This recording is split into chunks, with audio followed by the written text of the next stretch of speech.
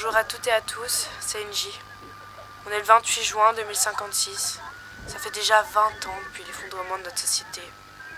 Depuis hier, l'eau du bassin d'orage commence à avoir un goût bizarre. Je vais devoir changer d'endroit. J'ai repéré un château d'eau pas loin, je vais y aller. Si quelqu'un m'entend et souhaite me rejoindre, voici les coordonnées GPS. « 50 degrés, 48 minutes, 23 secondes nord. 4 degrés, 22 minutes, 23 secondes est. J'espère que je trouverai un moyen de vous parler de là-bas. À demain.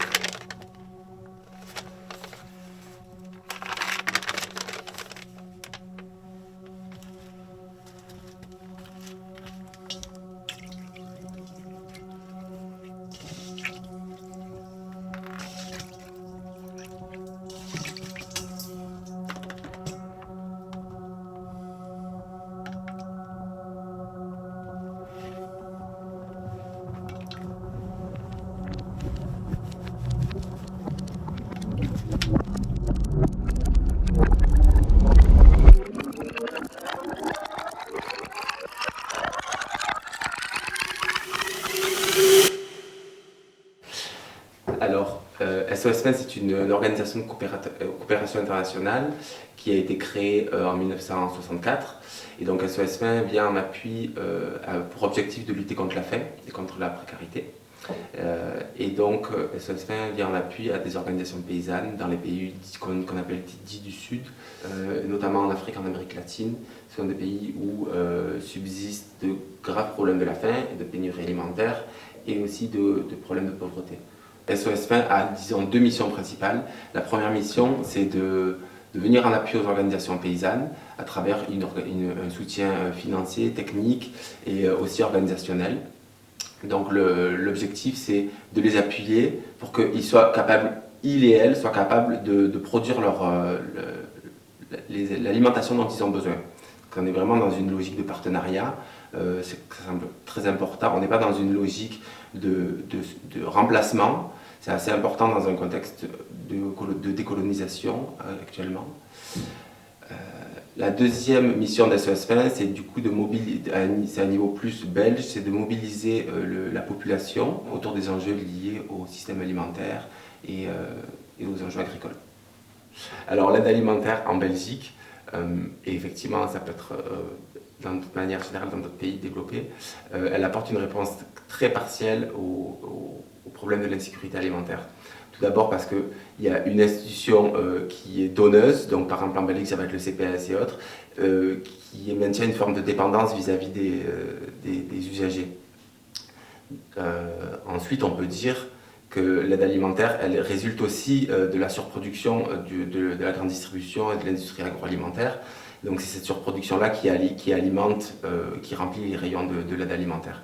Ça maintient une forme de dépendance et ça ne permet pas l'autonomisation du coup des usagers. Et enfin, il y a une dernière question qu'on peut poser aussi, c'est la qualité des produits qui est donnée. Alors, fournir à ces personnes-là un apport en calories suffisant, c'est une chose. En termes de qualitatif, donc avec une nourriture de qualité, c'en est une autre. Et là, c'est là où vraiment l'aide alimentaire, elle ne remplit pas son rôle. C'est-à-dire que les aliments qui sont produits, en termes gustatifs et qualitatifs, c'est pas au rendez-vous. Et une dernière chose qu'on pourrait rajouter, c'est aussi le lien que ces personnes-là ont pu entretenir peuvent avoir avec l'alimentation. Ça peut être des liens culturels, des liens sociaux qui sont vraiment brisés puisqu'on ne permet pas à ces personnes-là de cuisiner ce qu'elles ont envie, c'est-à-dire qu'elles cuisinent avec ce qui est disponible dans les rayons.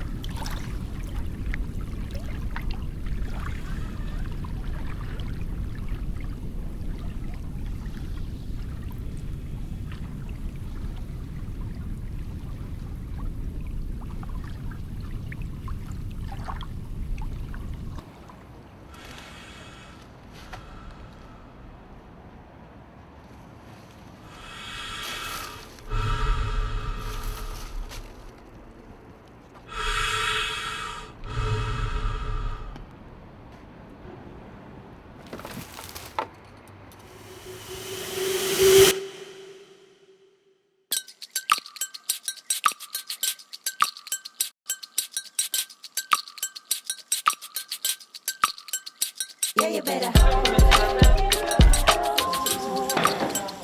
Yeah, you better.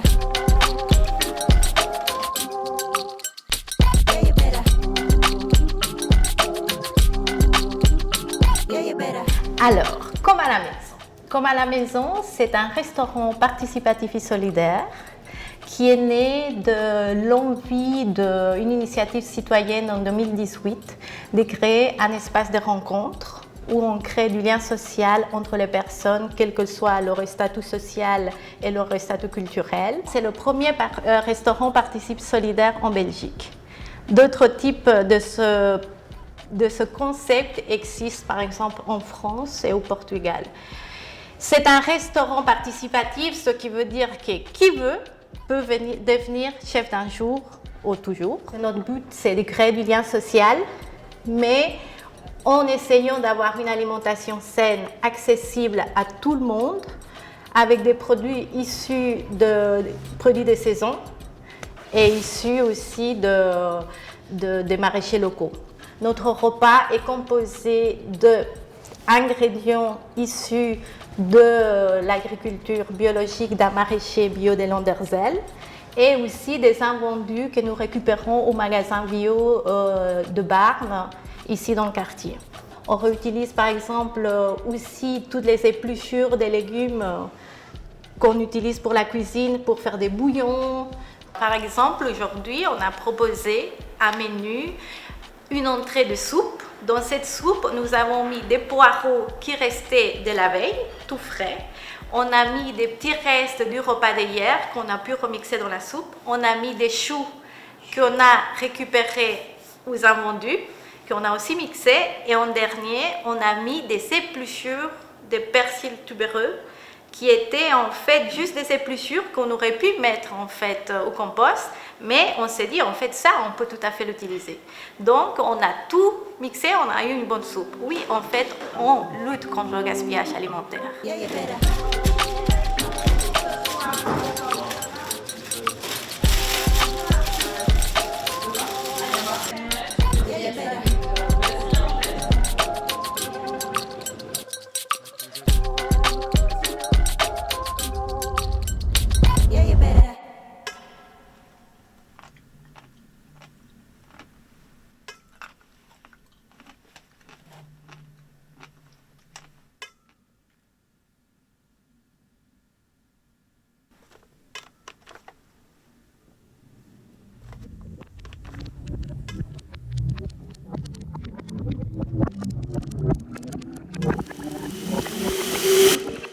Ce que je peux dire, c'est que l'aide alimentaire, elle pose question dans la façon dont elle aborde la manière de se nourrir. C'est-à-dire qu'il y a donner à manger, fournir à manger à des personnes, et il y a la façon dont c'est fait. Et donc l'aide alimentaire nourrit un espèce de sentiment de dépendance vis-à-vis d'une institution. Donc la personne n'est pas autonome dans son alimentation.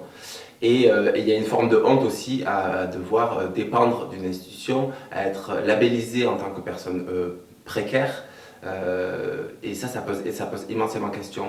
Les associations qui mettent en place ces dispositifs, il y a un processus d'identification pour bénéficier de l'aide alimentaire, c'est-à-dire qu'on est automatiquement labellisé comme personne précaire, personne pauvre, et on est d'office rangé dans une certaine catégorie. Ça ne permet pas l'autonomisation des gens, ça les maintient dans une situation de dépendance.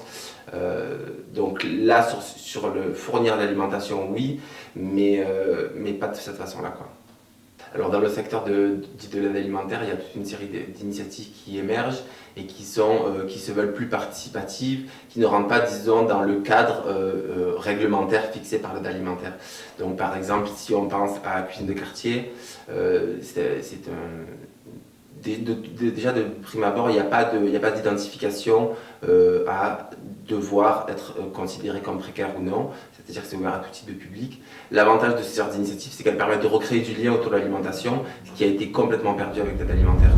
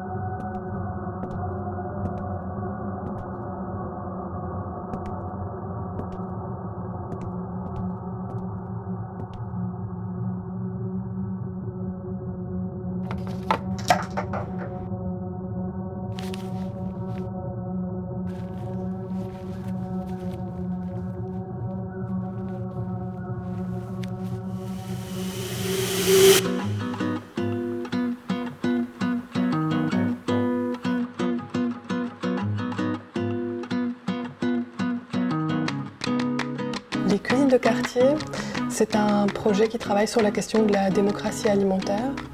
C'est-à-dire que notre mission, c'est de réduire la fracture alimentaire qui se creuse entre ceux qui ont accès à une alimentation de qualité suffisante et ceux qui, pour toute une série de raisons, n'y ont pas accès.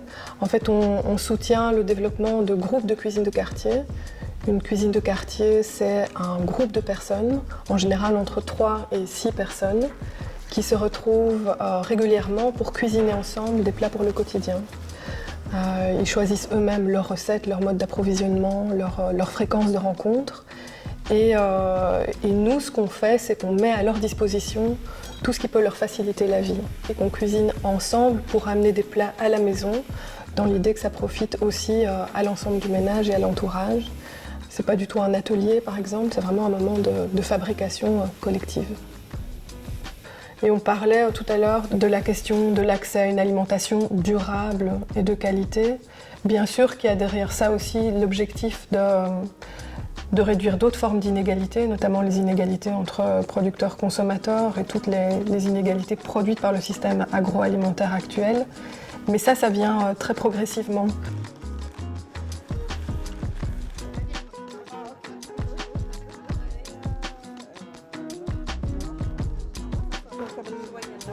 Donc le projet Cuisine de quartier il s'adresse vraiment à tous et à toutes, mais avec une attention particulière pour que des personnes qui sont en situation de précarité sociale, économique, y aient particulièrement accès. Forcément, on est à Bruxelles, donc c'est extrêmement mélangé en termes de parcours culturel et d'origine culturelle. Il y a notamment un des groupes qui s'est appelé Mosaïque de saveurs, au sein duquel il y a 9 nationalités représentées. Donc on peut imaginer aussi le type de cuisine que ça fait. En termes d'âge aussi, c'est assez varié. L'origine de Cuisine de quartier, c'est comme je disais, une dizaine d'années de projets de recherche et d'initiatives sur l'alimentation de qualité et son accès à tous. Et notamment un dernier projet entre 2015 et 2018, en collaboration avec la Biscoop, qui est un supermarché coopératif qui s'est installé à l'époque dans un quartier plutôt paupérisé de Schaerbeek et qui se demandait comment faire pour que notre supermarché coopératif ne s'adresse pas qu'à ceux qui peuvent se le permettre, c'est-à-dire un peu caricaturalement au public bobo qui est déjà sensibilisé à l'alimentation durable, etc. Il y avait effectivement une série de freins qui entravait l'accès de toute une série de publics, et particulièrement de publics précarisés, à ce type d'initiative comme la Biscoop. Tout récemment, on est aussi devenu partenaire du SAMU social voisin ici, qui abrite autour de 200 personnes, dont des familles, et qui n'ont pas accès à des cuisines, c'est-à-dire qui dépendent uniquement de systèmes d'aide alimentaire ou de repas tout préparés qui leur sont donnés, mais qui correspondent en réalité pas du tout à leur régime culinaire habituel. Avec ce type de parcours-là, donc des personnes qui sont plutôt des primo-arrivants ou des personnes en parcours d'exil, les frais liés à la cuisine en commun, l'idée c'est qu'ils soient les plus réduits possibles. Ça ne doit pas être plus cher que de cuisiner pour soi, au contraire. L'idée c'est d'acheter en plus grande quantité et de trouver des sources d'approvisionnement qui sont meilleur marché.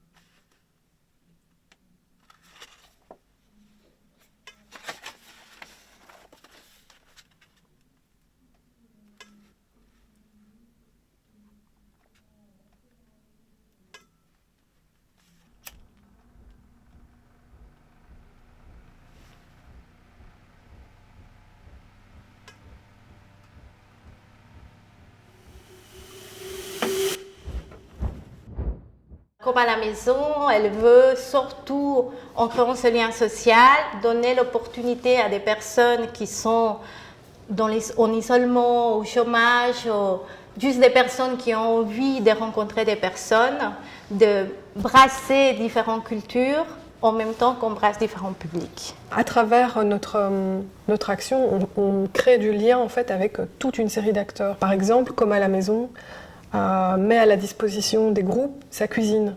Donc la cuisine de Comme à la maison, c'est une cuisine géniale, qui est une cuisine quasiment professionnelle. Depuis quelques semaines, quelques mois, un groupe peut venir y cuisiner pour amener des plats à la maison. Et on a un prix libre. En fait, on propose toujours un menu, une entrée, un plat et un dessert. Et donc, on dit que les personnes qui peuvent payer un repas qui nous coûte plus ou moins 10 €, c'est-à-dire les ingrédients plus les frais du restaurant, électricité, il y a le loyer, la rémunération des animateurs et animatrices cuisine, peut payer le prix de 10 €, ou alors, si tu es dans une autre situation qui ne te le permet pas, tu payes ce que tu veux et ce que tu peux surtout.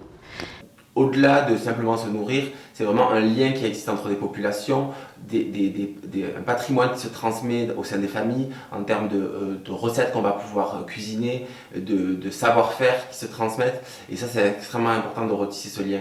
Et c'est un lien qui a tendance à se perdre en allant simplement faire ses courses au supermarché. Au niveau bruxellois et de manière générale, dans les pays développés, il y a énormément d'initiatives qui se développent. Alors ces initiatives-là, elles répondent à un besoin de participation, de reprise en compte de son alimentation. Elles répondent à un besoin de plus de démocratie à un niveau local. Et donc les citoyens vont s'impliquer à une échelle où ils arrivent à avoir beaucoup d'impact. Donc c'est-à-dire ça va être à l'échelle locale. Alors ces initiatives sont extrêmement importantes pour retisser du lien, fédérer la population, se sentir le pouvoir d'agir sur son futur, c'est extrêmement important.